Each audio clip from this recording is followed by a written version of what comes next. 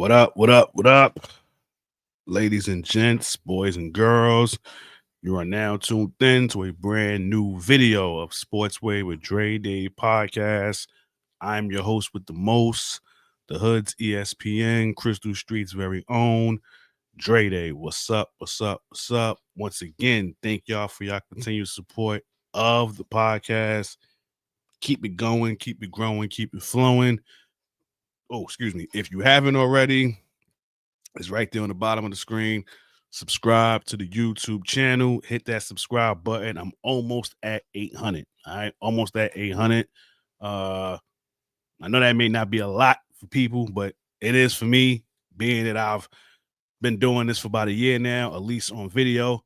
To have 800, close to 800, is kind of dope. So come on, hit that subscribe button. Help your boy get to 800.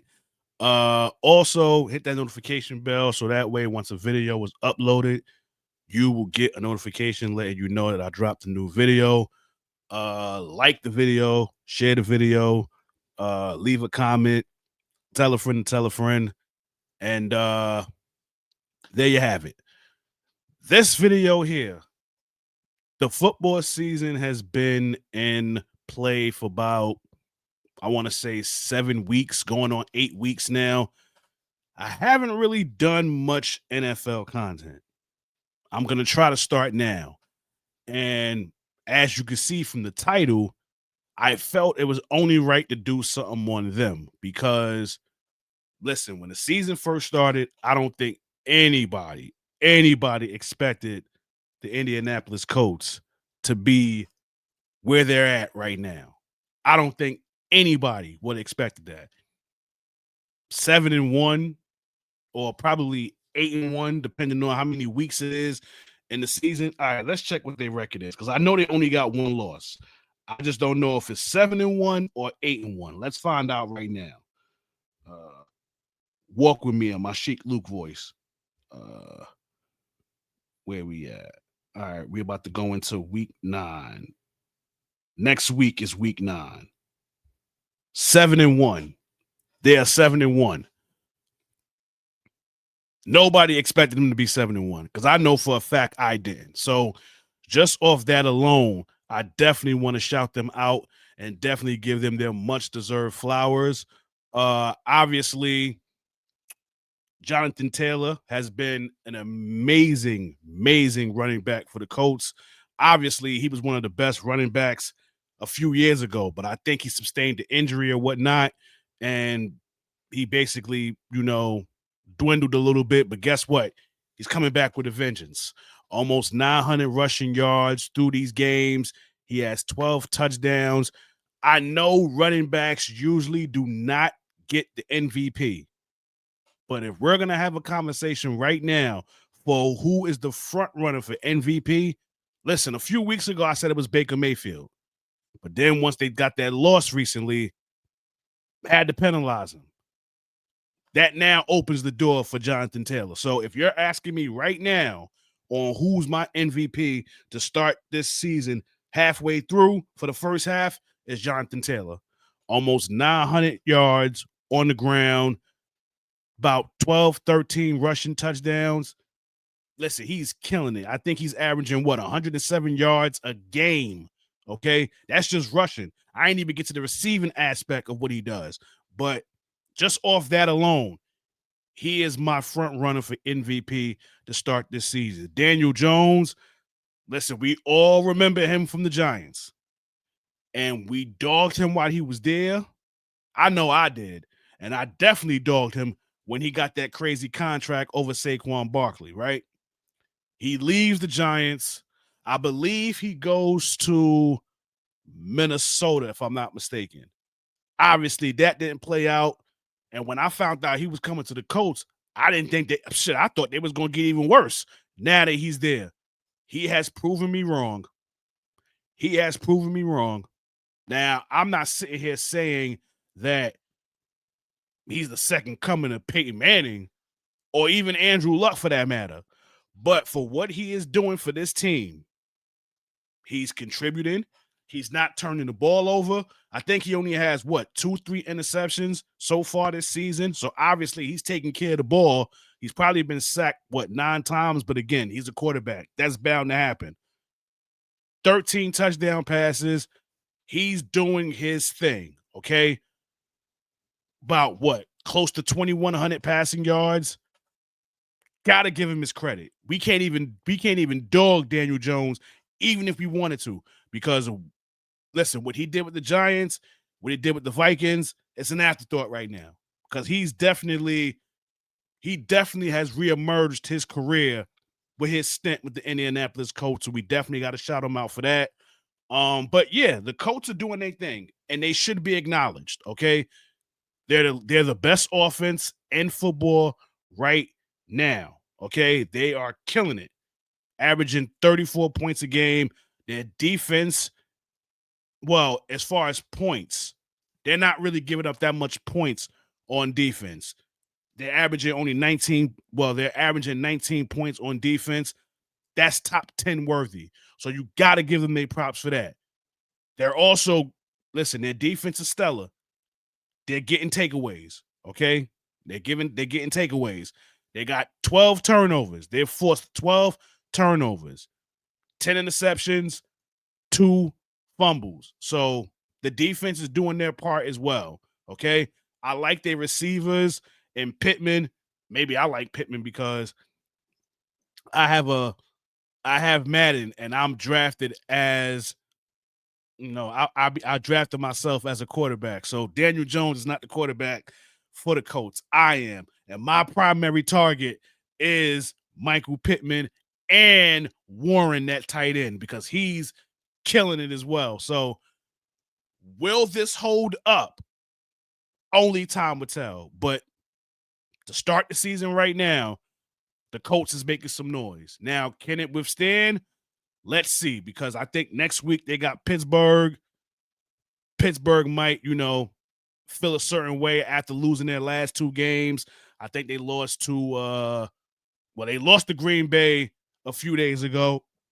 And then last week, they definitely stanked up the joint against the Cincinnati Bengals. But I definitely wanted to give the Colts their props. So I'm not going to be on here for this long. And I do want to shout out their owner.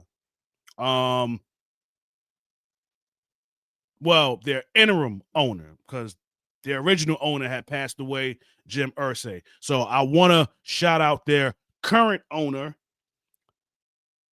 Carly Irsay. I think Gordon is her last name.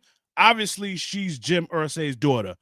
But I want to shout her out because there have been some people out there that have dogged her for being on the sidelines and being on the field before games. And this is where the double standard comes into play, right?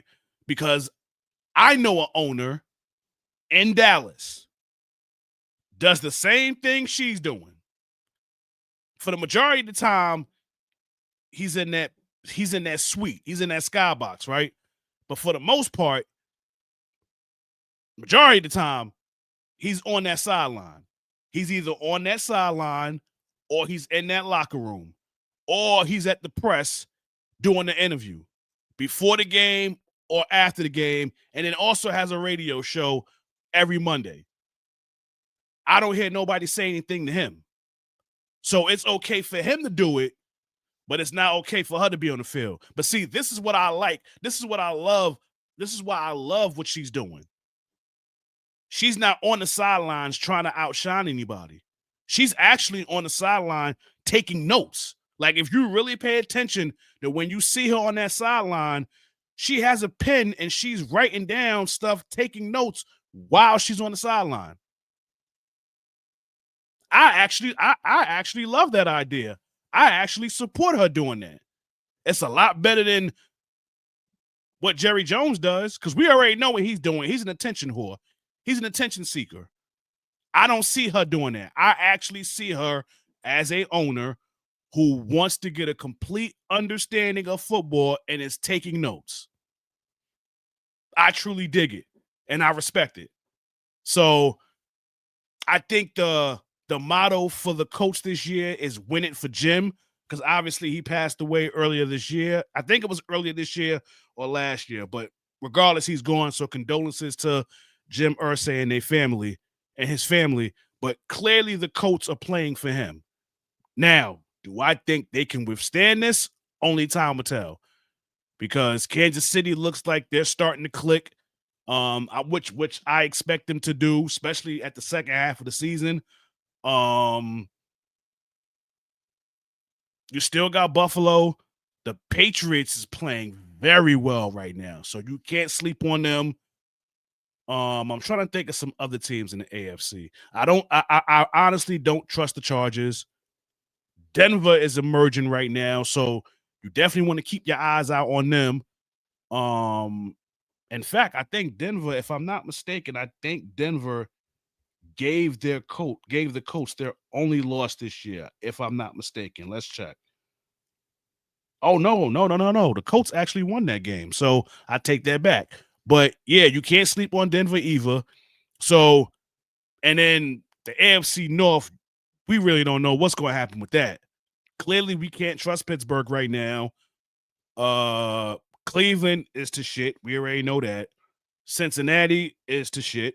You know, some people might have got a little excited for Joe Flacco and the Bengals after they beat Pittsburgh, and then they stink up the joint this past weekend against the Jets, blowing that big lead. So you could definitely count them out. I believe Lamar is coming back soon, so we really don't want to sleep on Baltimore, especially after them just winning this past weekend as well. So, yeah, with the Colts, anything is possible. The first thing they got to do is lock up the division. And then if they could do that, and then we could see what happens on from there. But yes, I definitely wanted to, shed some light on Indianapolis. I definitely want to shed some light on Naptown. That's what they call them in Indianapolis. That's their nickname, because it's only right. Because they're not going to get the notoriety that they should. All the attention is going to go to Kansas City. All the attention is going to go to Philly. All the attention is going to go to Dallas. We know that already. But I said, you know what? Let's do something different. Let's shed some light on Indianapolis, a team that deserves some spotlight right now. So there you have it. So salute to the Colts on having a good season so far, and hopefully they can keep it going. All right. So it's a wrap for this video. Once again, thank y'all for y'all continued support of the podcast. Keep it going, keep it growing, keep it flowing. Again, if you haven't already, subscribe to the channel. It's right there on the bottom of the screen. Also, hit that notification bell so that way once a video is uploaded, you will get a notification letting you know that your boy dropped. Like the video, share the video, leave a comment, scream at your boy, all right? In closing, y'all know how this goes. This has been another video of Sportsway with Dre Day Podcast. Catch y'all on the flip side. God bless. Peace and love. Your boy is out of here. Peace.